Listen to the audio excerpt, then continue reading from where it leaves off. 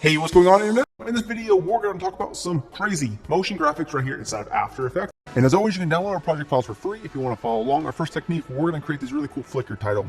So here we are. All we have in here is the title, no animation. After you type out your title, the first thing you're going to want to do is go to Edit, Duplicate, and we'll come here to the bottom title. And simply what we're going to do is we're going to come here and click on the No Fill Color under the character window.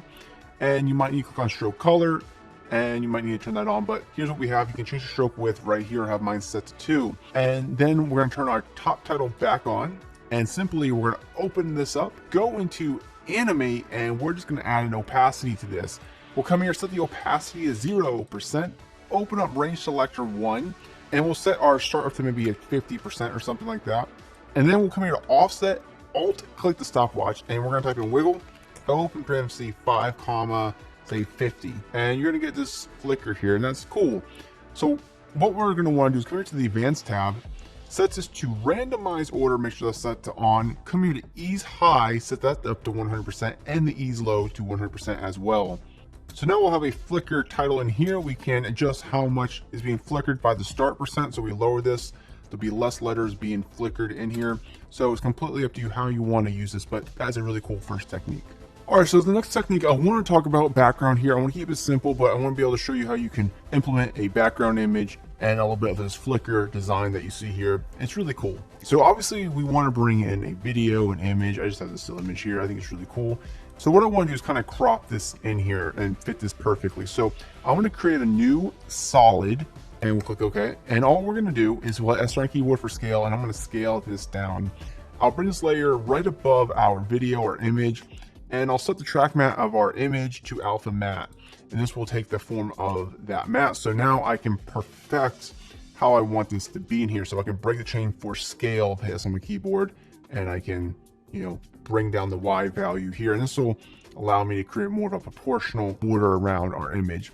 And of course I can relay the chain and scale this back up if I want to, and just fit that perfectly. All right, I'm happy with that. So now if I want to drop in like another video or something, I just hold down Alt on my keyboard and I'll replace the image. And I think it's a cool, quick way to choose how you want your framing to be. And I can of course move the background image in any way that I want. So you can see I'll have a little bit more room up there and down there. So that's pretty cool. Now for the background, what I'm going to do is just create a solid, and we'll call it BG1, and we'll click OK. This will be the color that I use, but select any color you want, bring it to the bottom. And what I'm going to do is grab the rectangle tool, and straight from the center of our composition, I'm just going to draw out this mask like this. And then all I'm going to do is take our background and I'm going to duplicate it. And then I'll hit M on my keyboard for the mask, set it to subtract. And this time I'll go to layer solid settings, and I'll change this to a darker, maybe like a very dark gray. And click OK. So now we have this cool background here, but I want to change the color of this. So I'm going to create an adjustment layer, go to layer, new adjustment layer, and we'll bring this right above the background. Okay. Then we'll come here to effect, channel, we'll grab invert. Okay. That changes everything. So what I'm going to do here is simply I'm going to hit T on my keyboard for opacity, add a keyframe for this, move forward to maybe almost a second, and we'll add another keyframe here, move forward by 1 frame exactly, set it to 0%, and then I'll move forward by the equivalent space here you'll see, and I'll just add a keyframe. So what's going to happen is we have this color switch, but I want it to keep switching. So what I'm going to do is alt click the stopwatch and type in a loop out, capital O, close and open parentheses, just like that. So now this is going to go on forever, for however long we have this up here for. So that's really cool. So next up, I want to talk about creating this border loopable title. Super simple and easy to do. So the first thing we want to do is type out a title. I'll do this right here in the center. And you see we have a title here that I just typed out. And this can be in the center of our composition. It doesn't really matter. So what we're going to do is we're going to grab the rectangle tool here. So what we're going to do is we're going to create this rectangle sort of mask around the center of our comp. And then we're going to open up the text options. We're going to come here to the path options, of course, and then we're going to set this to mask 1. And then we have a few settings here. So maybe reverse path is something we need to check on. Yeah, that looks good. So now we just got to animate this. Super simple. I'm going to alt click the stopwatch for first margin, and I'm going to type in time asterisk 150, and this will animate our title. So from here, I'm going to go to effect, time, grab echo. I'm going to set the number echoes up to say 8. Your number might vary. And I'm going to come here to echo time, hold down control on my keyboard and just kind of drag through this and see what options we get. So you see as I expand this number here, you have these titles start to separate. So that seems about the right number. You know, you're going to have to experiment with what works for you. But after we do this, probably what we want to do here is take our title layer, put it underneath that adjustment layer. So now we have this border title that flickers in with our invert effect.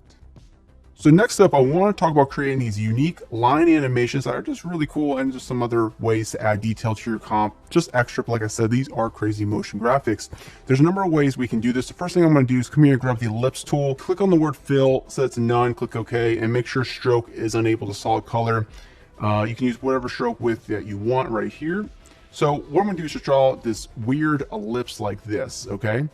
What I'm going to do from here is I'm going to hit R on my keyboard for rotation and just kind of rotate this awkwardly like this. You know, you get like a interesting shape, and I can position it right here. So now I just want to create the animation that we can easily copy paste onto other layers. So I'm going to open this up, go in the contents, go to add, and just add a quick trim paths to this. Open up trim paths. So for the end percent, I'm going to set that directly to 0% right away. And I'm going to add a keyframe for end. I'll move forward to say maybe a second, past a second, set this up to 100%. Then we'll go a little bit past that first keyframe, add a keyframe for start, and we'll go past the last end keyframe, set that up to 100%. So we'll just have this very simple line animation here. You're welcome to expand those start keyframes so the line will be on there for a little bit longer. And cool. We'll grab both keyframes, hit F9 to make them easy ease keyframes. You come here to the graph editor, and we can select the two top keyframes here and stretch out the handles and do the same thing with the bottom ones. So the animation now will have a little bit more style to it. So now what we can do is turn on motion blur, and we can take this layer, we can just duplicate it if we want. We can just move it around the comp, rotate it in another direction, you know, come here to stroke width, make it a little bit smaller or something. Hit S on your keyboard for scale. You know, you can kind of just resize this however you see fit. You know, it's just one way to do things, offset it.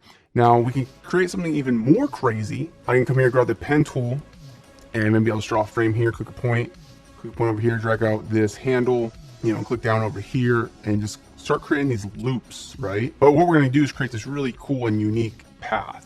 So now with this unique loop here, what we can do is go back to the previous shape layer, and I can just grab that trim paths right there, copy it, and then just paste it into the shape layer. So now we're going to have this in here, and that's pretty cool. And now with these unique graphics, we just add a little bit more detail to our comp. Now, if you want to take this even further, we can add this quick RGB effect. Now, we have a ton of different presets among our templates. So for example, we have a glitch masters pack, which is just, you know, over 300 templates of glitch effects and titles and logos, things like that. And just with this quick template, I just want to show you that you can add a little bit more customization with using presets.